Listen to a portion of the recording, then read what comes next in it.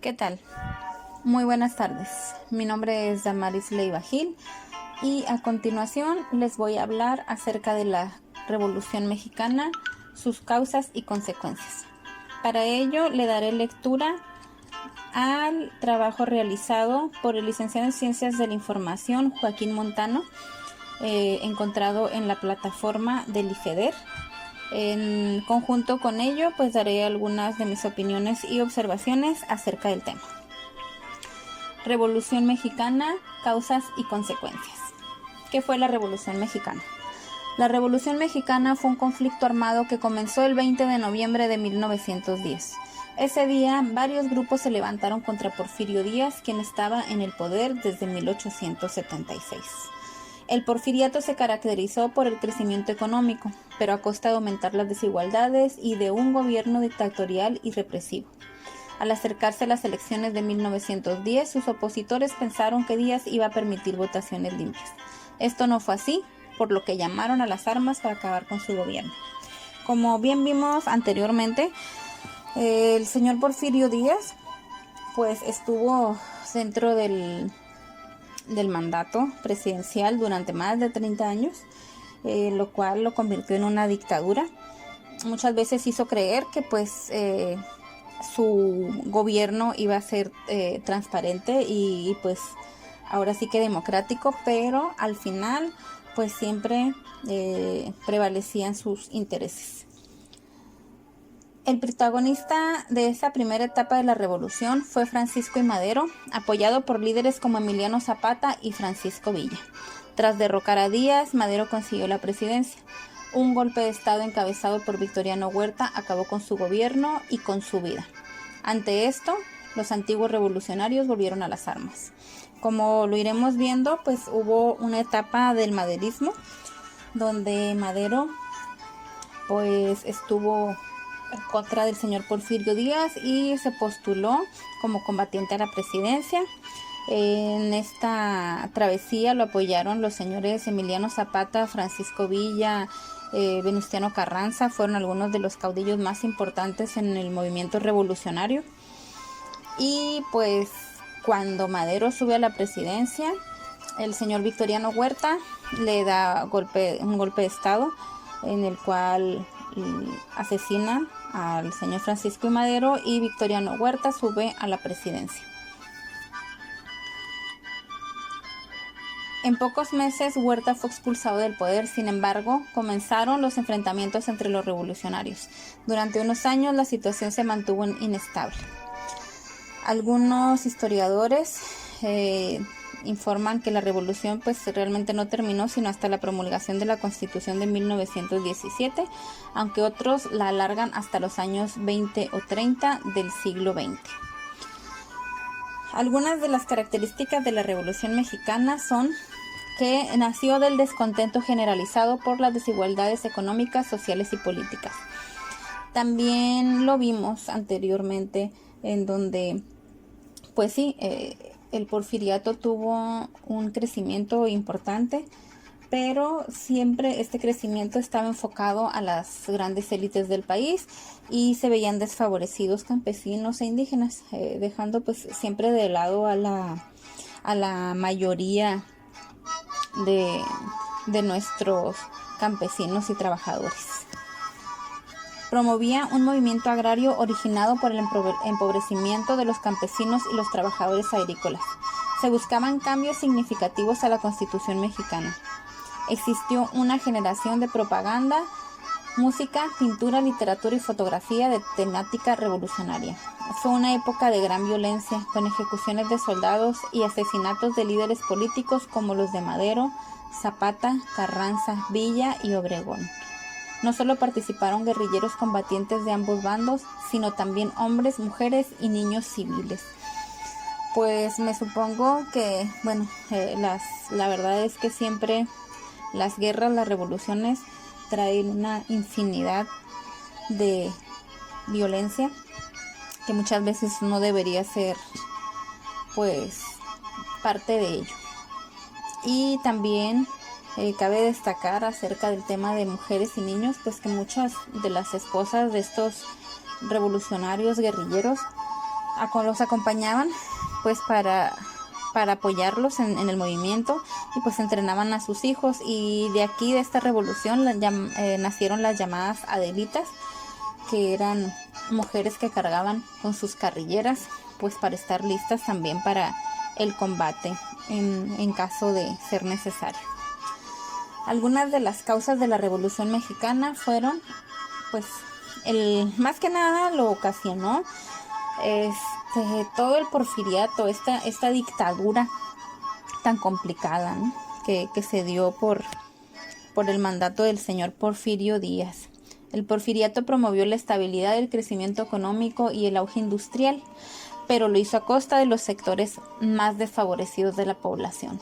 Sabemos que pues hubo un gran crecimiento industrial, surgió la creación del ferrocarril, pero pues siempre lo hemos visto y lo seguimos viendo, siempre es a costa de esas llamadas minorías que realmente terminan siendo una mayoría, aunque desfavorecida. Díaz estableció una serie de medidas muy favorables para fomentar la llegada de inversión extranjera, entre ellas manos de obra a bajo costo o en ocasiones prácticamente esclava. La estrategia de Díaz fue un éxito y la inversión exterior comenzó a llegar. También otra causa pues fue la política agraria, la otra causa de la revolución. El gobierno de Díaz favoreció también a las clases altas en sus políticas agrícolas. Una de las leyes más controvertidas en este ámbito fue la Ley de Deslinde y Colonización de Tierras Baldías. Durante los 10 años que estuvo vigente, esta norma permitía traspasar y adjudicar tierras consideradas baldías sin tener que pagar ninguna indemnización por ellas. El resultado fue que los pequeños campesinos perdieron sus tierras. Grandes empresas extranjeras se encargaron de delimitar los terrenos que consideraban baldíos sin que nadie controlara el proceso. Esto pues lo que nos quiere decir es que aunque estas tierras realmente tenían dueños, pues llegaban estas grandes empresas y se apropiaban con el pretexto de decir que pues los consideraban baldíos. También las causas de la Revolución Mexicana son que el porfiriato ofreció a los empresarios trabajadores sin ningún derecho laboral, con salarios muy bajos o directamente sin cobrar. Esta explotación presente en las haciendas, minas, construcción y fábricas fue uno de los factores que provocaron el estallido revolucionario. Pues simplemente la gente se cansó de ser tratada como esclava. Ya habíamos pasado por la independencia 100 años atrás y pues era prácticamente un retroceso esta manera de tratar a los mexicanos. También la corrupción. Muchos historiadores consideran el porfiriato como una etapa de corrupción institucionalizada. Díaz y el resto de su gobierno daban privilegios a familiares y amigos. Era una manera de asegurar su fidelidad y su apoyo para mantenerse en el poder. Aparte de esto, Díaz utilizó dinero público para pagar la deuda con otros países. También lo usó para financiar inversiones privadas en varios negocios como la minería, banca o industria ferroviaria. Pues realmente esto, aunque sea un poco controversial en mi opinión personal, no ha cambiado mucho. Se sigue viendo este tipo de corrupción dentro del gobierno, donde se le sigue dando preferencia no al conocimiento ni al profesionalismo, sino a el apadrinamiento, a los conocidos, a las palancas, como se le dice. Y pues sí, se sigue teniendo una gran deuda pública que, de acuerdo a algunas cuestiones que he investigado, aumentó muchísimo en los últimos años esta deuda pública externa. Ahora pasaremos a hablar de las etapas de la Revolución Mexicana. Etapa precursora, que sería antes de 1910. Se refiere a los años previos al inicio oficial de la Revolución en 1910. Durante este periodo comenzaron a surgir voces de oposición contra el régimen de Porfirio Díaz. Figuras como Francisco I. Madero y Ricardo Flores Magón expresaron su descontento y llamaron a la reforma política y social. Madero fundó el partido antirreeleccionista, con el que hizo una campaña muy exitosa. En todas partes era recibido por multitudes, algo que preocupó a Díaz.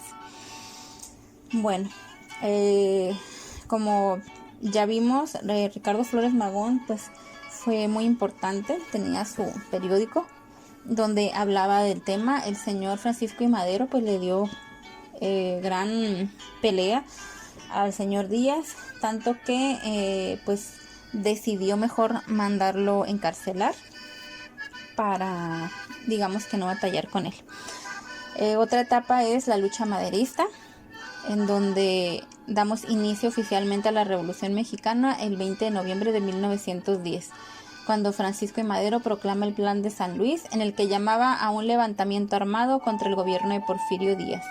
Se caracterizó por la lucha del movimiento maderista para derrocar al presidente y restaurar el orden constitucional.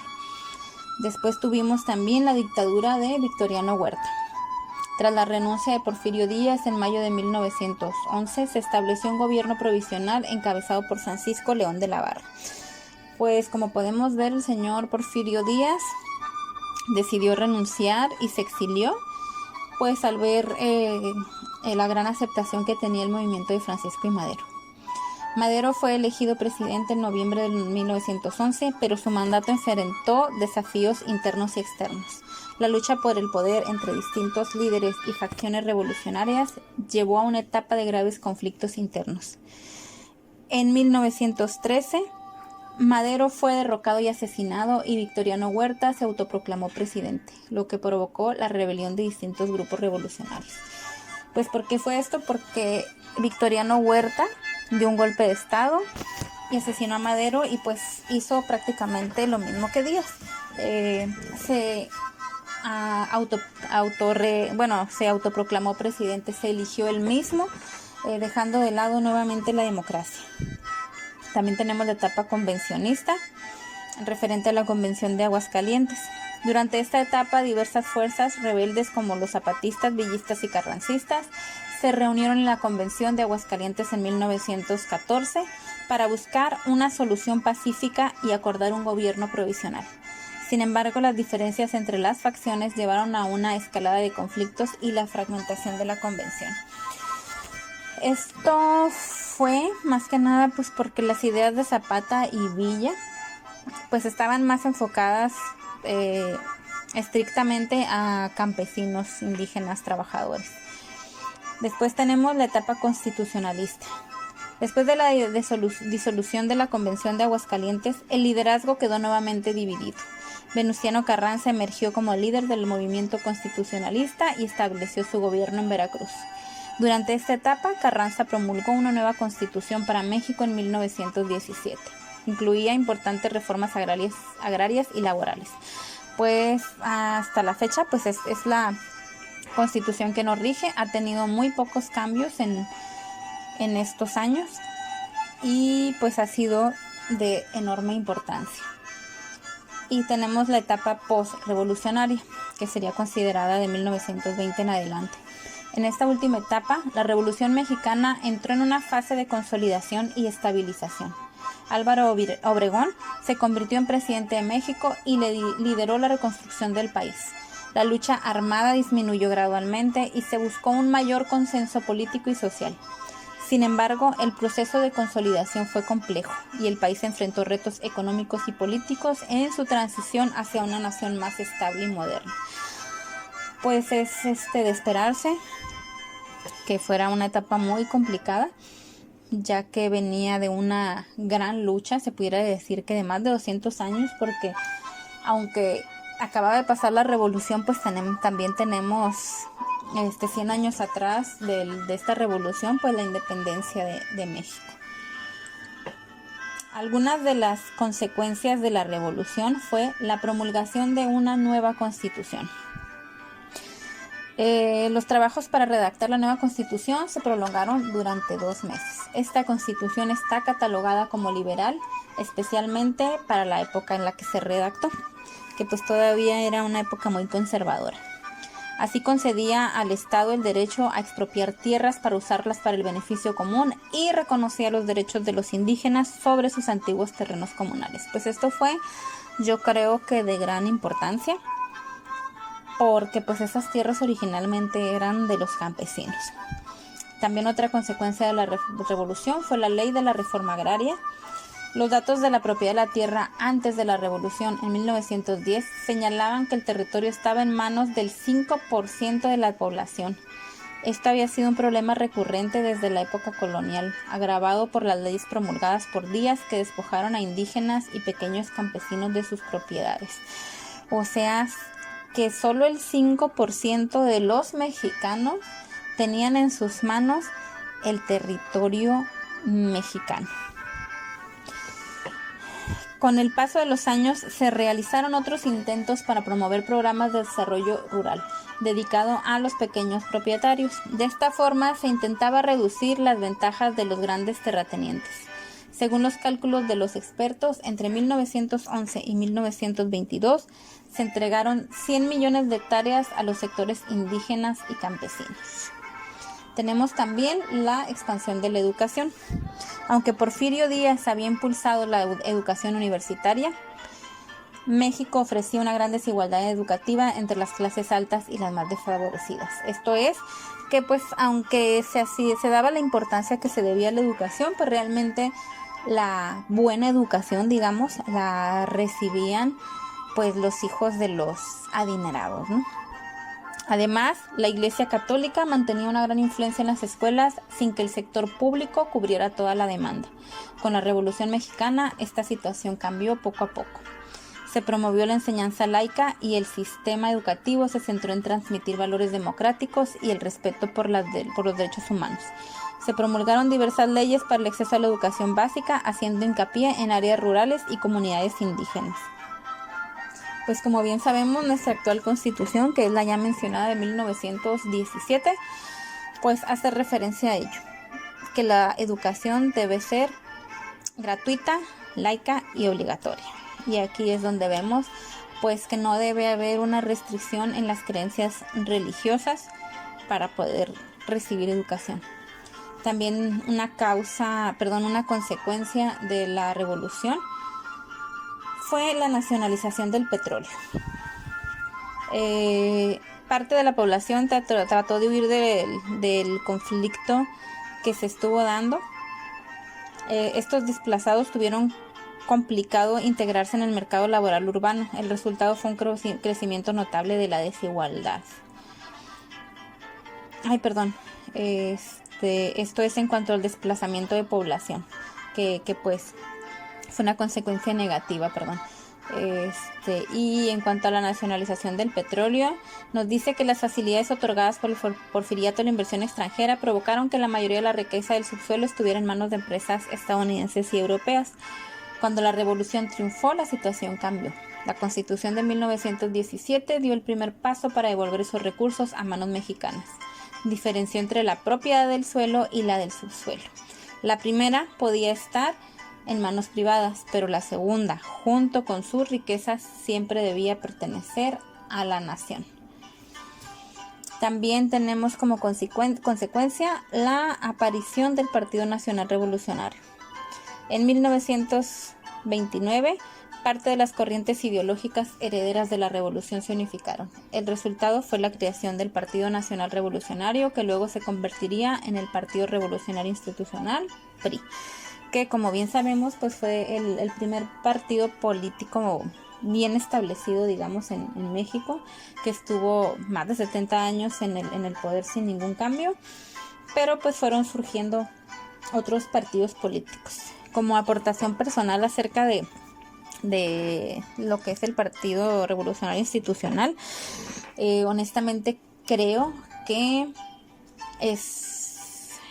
fue una elección estratégica el ponerle los colores de nuestra bandera nacional, a lo que yo pienso que debería cambiar por la misma cuestión que son los colores de nuestra bandera mexicana, y esos colores no deberían ser utilizados por ningún partido político, ya que pues ahora sí que el gobierno no debe tener un color en específico. Entonces, porque es propiedad de todos los mexicanos el gobierno mexicano. También tenemos el impacto artístico y literario como consecuencia de la revolución. Los diversos gobiernos promovieron el arte y la cultura. La revolución fue uno de los motivos recurrentes y lo acontecido entre 1910 y 1917 creó una corriente estética y artística que marcó el mundo cultural del país. Entre los autores más importantes que se inspiraron en este tema se encuentran Mariano Azuela, José Vasconcelos, Rafael Muñoz o Martín Luis Guzmán. A partir de 1928 apareció el género denominado novela revolucionaria y algo parecido ocurriría con el cine y la fotografía. Pues se le dio gran auge a los movimientos artísticos y literarios, muy importante pues para dar a conocer este movimiento revolucionario. Ahora hablaremos un poco acerca de algunos de los caudillos que pues surgieron dentro de esta revolución y pues de los considerados más importantes, ¿no? Que son Francisco I. Madero, Emiliano Zapata, Pancho Villa. Francisco I. Madero fue el iniciador de la Revolución Mexicana y se convirtió en el primer presidente después de Díaz.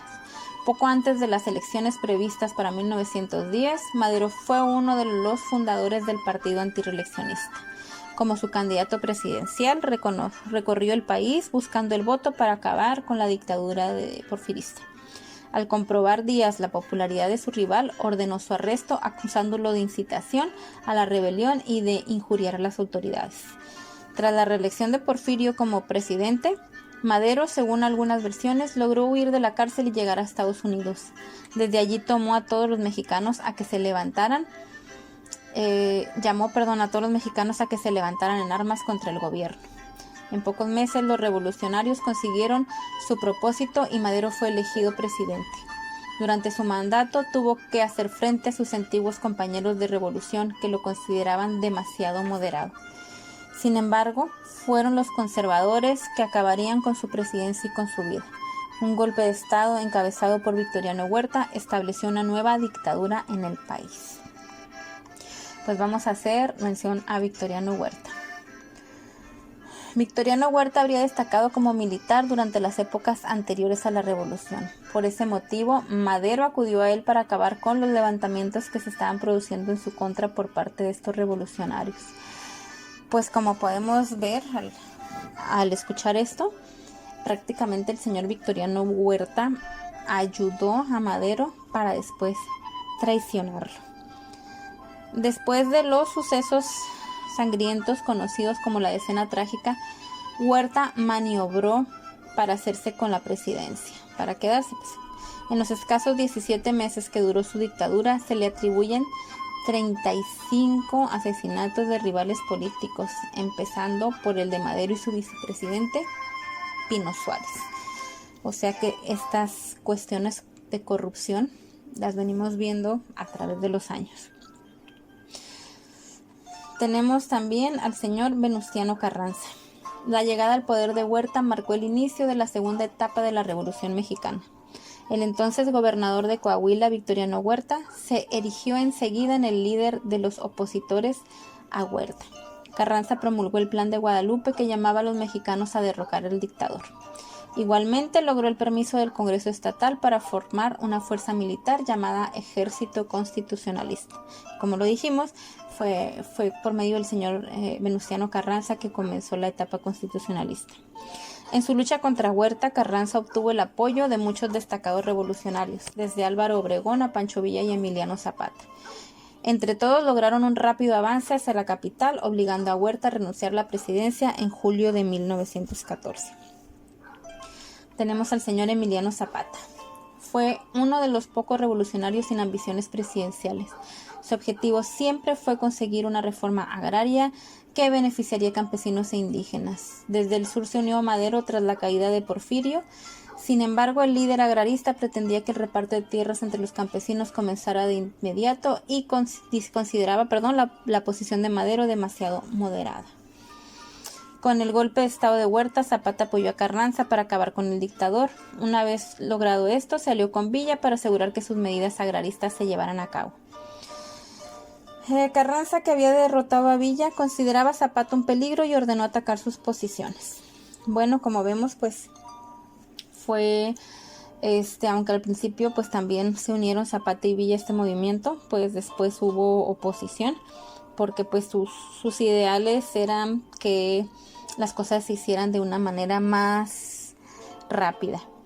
De forma muy personal me tocó conocer a un personaje que era primo del señor Emiliano Zapata. Este señor se llamó Magdaleno Zapata.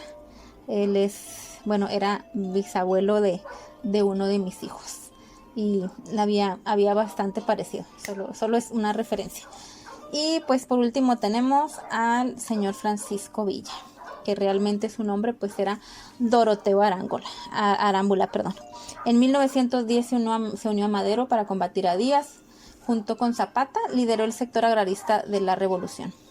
Él mismo había sido un campesino de escasos recursos, pero al estallar la rebelión llevaba varios años fugitivo de la justicia. Al contrario que Zapata, Villa no se enfrentó a Madero cuando éste llegó a la presidencia, aunque también consideraba sus reformas demasiado tímidas.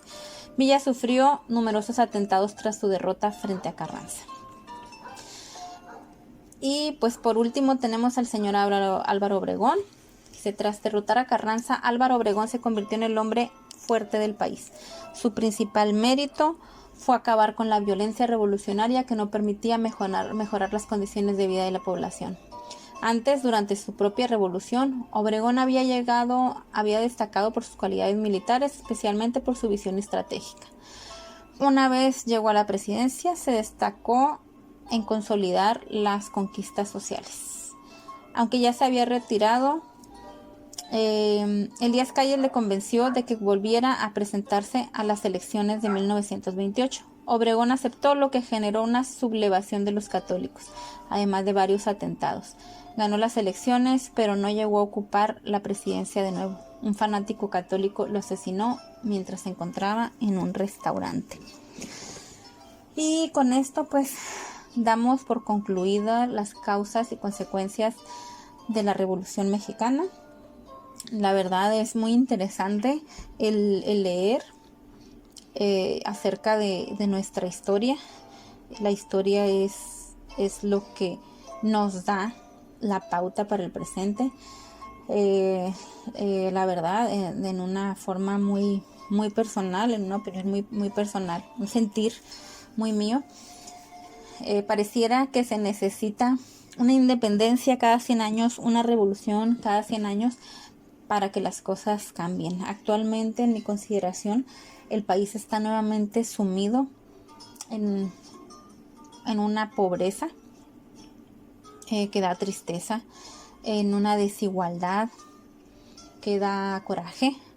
Sigue habiendo gran corrupción, sigue teniendo importancia quién tiene el poder, quién tiene más dinero. Es algo muy triste ver que todo por lo que estas personas lucharon realmente pareciera que no ha valido la pena, que lo utilizan como estandarte para tenernos con la cabeza agachada. Ahora no nos levantamos en armas, pero seguimos en una situación muy similar a la que existía antes de la Revolución Mexicana. A veces pienso que deberíamos levantarnos en armas contra el gobierno, porque la única diferencia que yo veo del antes y el ahora es que ahora se utilizan términos más coloquiales para hacernos daño política, social y económicamente. Y bueno, con esta conclusión doy por terminada mi participación con el audio denominado Revolución Mexicana, sus causas y consecuencias.